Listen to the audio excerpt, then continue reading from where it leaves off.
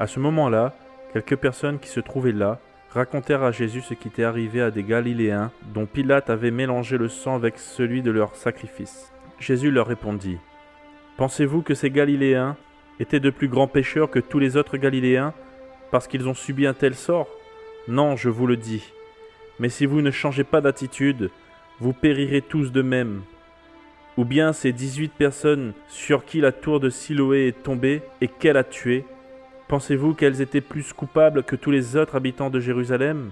Non, je vous le dis. Mais si vous ne changez pas d'attitude, vous périrez tous de même. » Il dit aussi cette parabole. Un homme avait un figuier planté dans sa vigne. Il vint y chercher du fruit et il n'en trouva pas.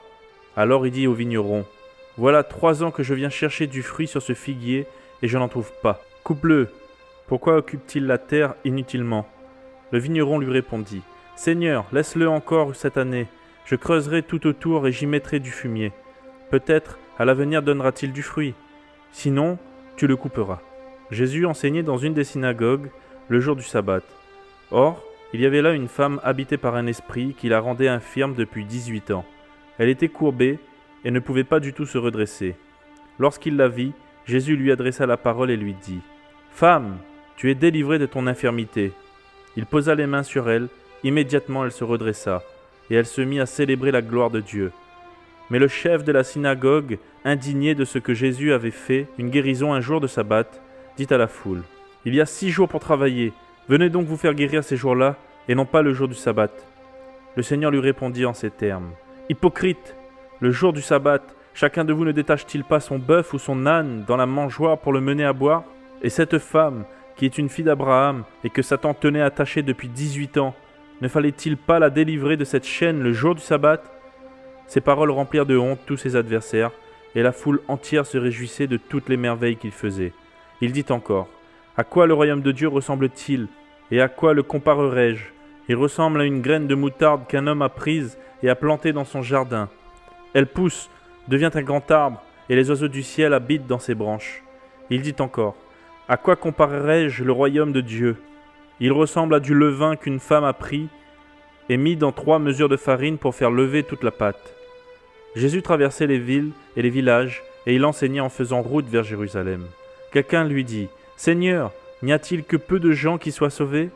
Et il leur répondit : « Efforcez-vous d'entrer par la porte étroite. En effet, je vous le dis, beaucoup chercheront à entrer et ne le pourront pas. Quand le maître de la maison sera levé et aura fermé la porte, vous qui êtes dehors, vous commencerez à frapper à la porte en disant : Seigneur, Seigneur, ouvre-nous ! Et il vous répondra : Je ne sais pas d'où vous êtes. Alors, vous vous mettrez à dire : Nous avons mangé et bu devant toi, et tu as enseigné dans nos rues. Il répondra : Je vous le dis, je ne sais pas d'où vous êtes. Éloignez-vous de moi, vous tous qui commettez l'injustice.